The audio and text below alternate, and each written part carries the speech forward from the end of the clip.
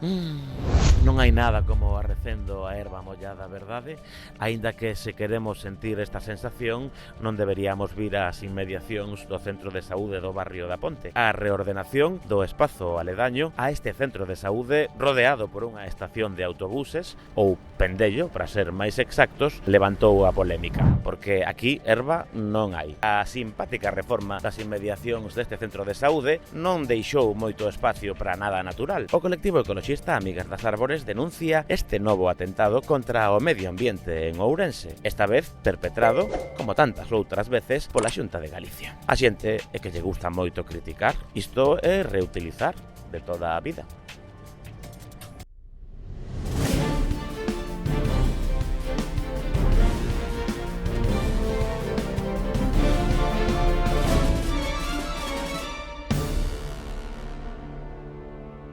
En Noticias Dispersas, como somos moi de criticar, pertencemos ao equipo dos Tiquismiquis, quixemos falar con Xosé Santos, un dos voceiros de Amigas das Árbores, para que nos contase cales son os problemas medioambientais que ten este sinsentido feito aquí, nas inmediacións do Centro de Saúde da Ponte.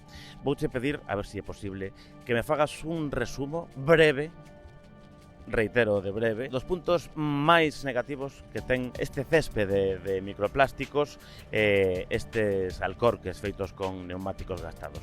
Contanos.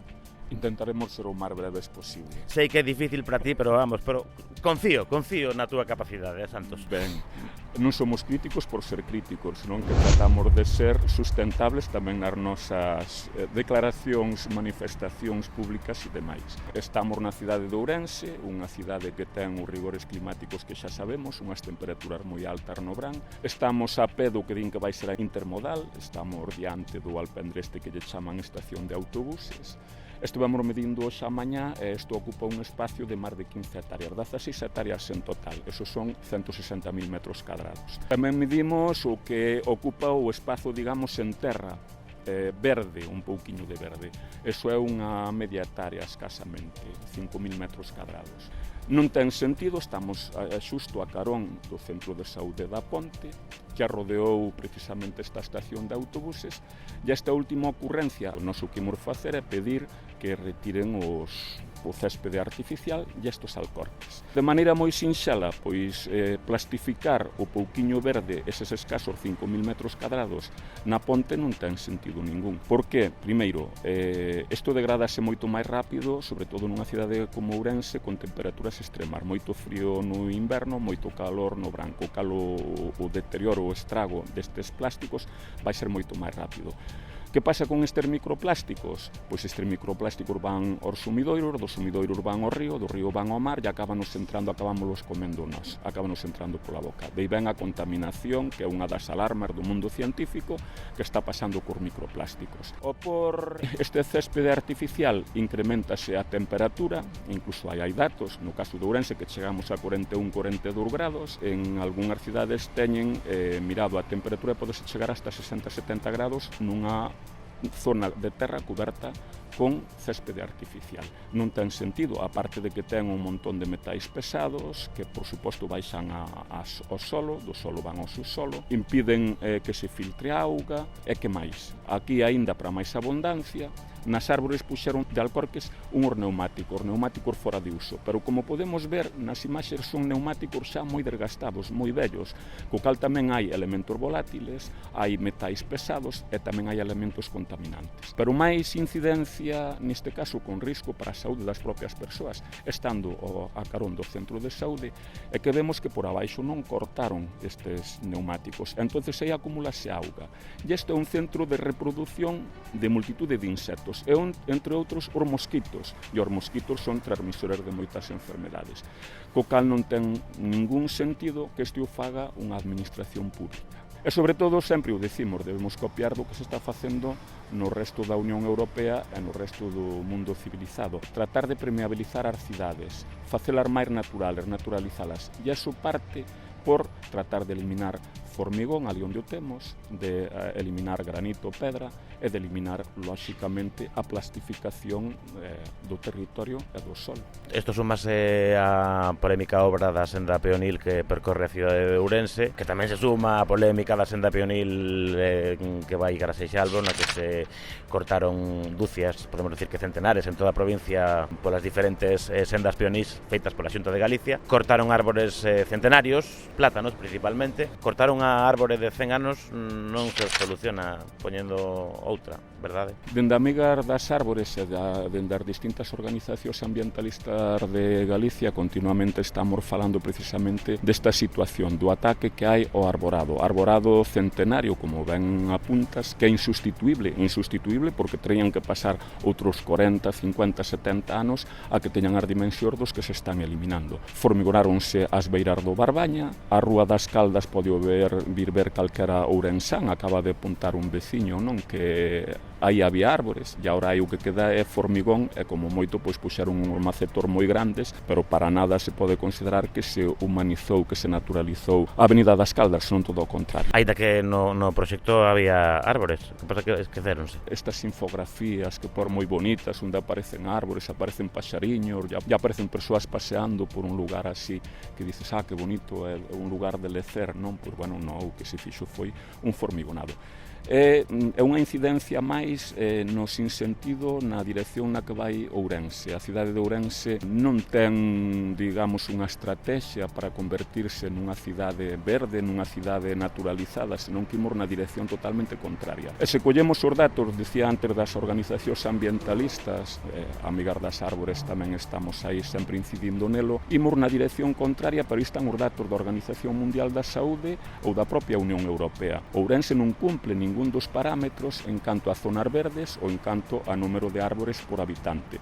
Pois, bueno, en vez de revertir a situación, en vez de ir nese outro camiño, se houbera unha estrategia, se houbera un diseño de cidade, imos na dirección totalmente contraria. Eliminamos as poucas árbores que hai, eliminamos as árbores adultas. Na rotonda, precisamente, que temos entre a Avenida de Marín e a Avenida das Caldas, había 3 árbores, cortaron os 3 árbores e agora puxeron unha piruleta, un pauciño, con unhas ramiñas arriba no alto. Esa árbore vai tardar 30, 40 anos en cumplir a función do que é unha árbore adulta. Vemos, e é contrastable co resto de Europa, e cando falamos do resto de Europa pomos como exemplo cidades como pode ser un París, un Estocolmo, pero non temos que viaxar a Europa.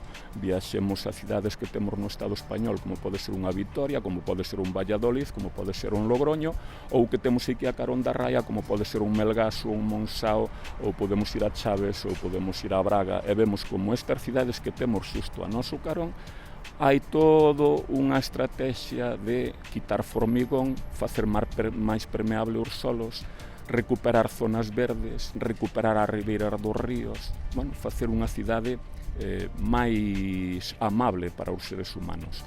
Non deixamos de ser parte dos animales que formamos parte da biodiversidade. Bueno, pois, todo este tipo de actuacións que se están facendo en Ourense pois van totalmente na dirección contraria, pero falamos do Concello, falamos da Deputación e falamos, neste caso, dos Sergas e falamos da propia Xunta de Galicia, que as distintas actuacións que están realizando, gastando un montón de cartos públicos en formigón, en plastificación da cidade e, bueno, en deshumanización, desnaturalización. Isto vai ter consecuencias, xa as ten, para a saúde de todos nós, e verémoslo outra vez este ano, no mes de agosto, que estaremos dicindo a que en Ourense non se aguantan as temperaturas, e terá algunha ocurrencia, vamos por 10.000 árbores.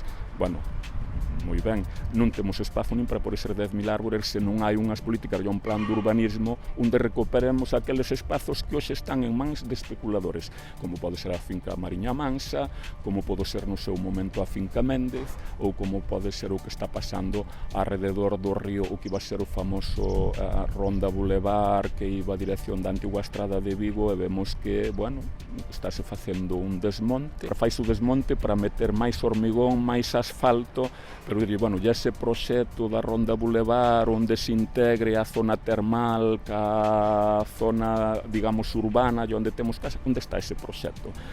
Entón vemos que hai ocurrencias, estes momentos eureka que dixo o que temos como señor alcalde cando durme mal de noite, pero vemos que a dirección non vai nese camiño, non? E para ser xustos tampouco vamos a decir que sexa unha excepción. El, a todas as administracións, tanto local como autonómica como estatal, está facendo cousas deste tipo e en concellos de Galicia, no resto de Galicia, que pertencen a outros partidos políticos, penso en Vigo, por exemplo, tamén teñen este ramalazo arboricida. Quero acabar así con un pouco de optimismo. Hai algunha posibilidade, por pequena que sexa, de que en algún momento fagamos as cousas ben? Sí, a posibilidade está ya unha demanda que facemos, ya está o convenio de Aarhus, ya están as distintas a estrategia verde que pode gustar máis ou menos da Unión Europea, a nós nos parece que é moi sinxela, ainda tiña que afondar moito máis, pero estamos do peso ideolóxico das distintas correntes políticas no conxunto de Europa. Reversión, claro que é posible.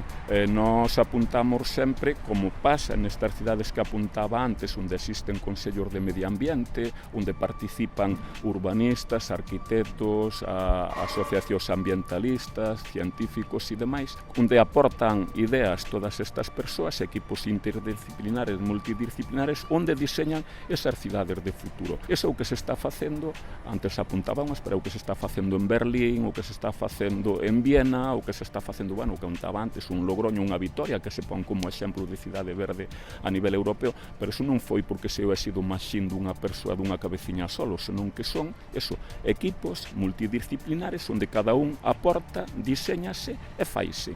Aquí non, se seguimos así con este tipo de ocurrencias e con este tipo de actuacións, evidentemente, imos na dirección totalmente contraria. Posible de facelo de outra maneira? Claro que hai posibilidades, e ademais moito máis económicas. Se faláramos da recuperación de espazos verdes, do que costa unha árbore, do que costa facer un parque forestal é simplemente coller aqueles montes que temos na contorna, por exemplo, de Ourense, pondo Ourense como exemplo, non?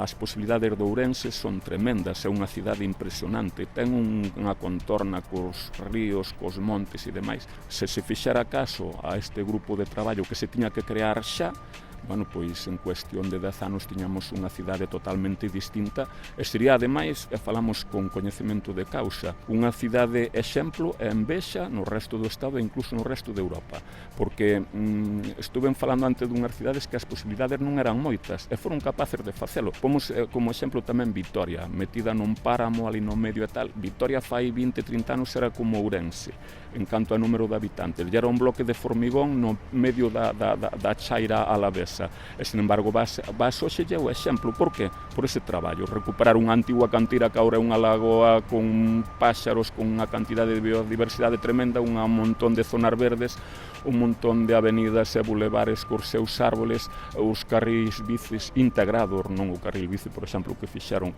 e que dirección a Seixalbo, que eu ainda non vi ninguna bicicleta nin subindo nin baixando por ela, non? Seguramente nin verás, porque xa dixo o alcalde que este carril bici supón un problema, porque non sei que van facer con el. Para bici seguramente non. Pode que para terrazas. Ben, Santos, sei que é imposible que ti sexas sintético, pero gustasnos e por eso estamos falando contigo, porque as cousas hai que falalas con calma e con certa profundidade. Pois moitas grazas pola túa atención. Moitas grazas a vos como sempre. E nós, por suposto, en Noticias Dispersas xa sabedes que somos moi partidarios do woke. Así que nada máis, seguiremos informando. Gracias. Claro que sí. Pero fue un sintético, tío. Na familia que te preguntei cousas, é verdade?